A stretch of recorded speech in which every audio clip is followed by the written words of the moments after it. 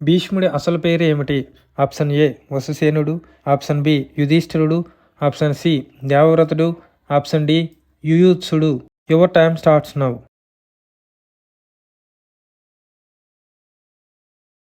Correct answer is దేవవ్రతుడు.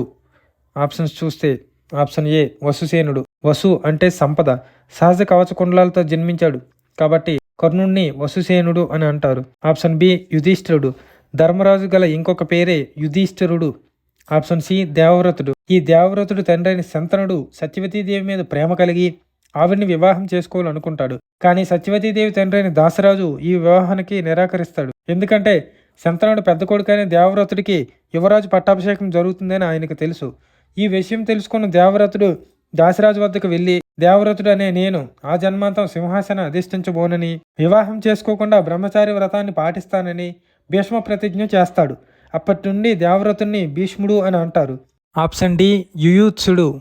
ధృతరాష్ట్రుడికి మరియు గాంధారి దాసి అయిన సుగతకి కలిసి జన్మించిన వాడే ఈ యుయుత్సుడు.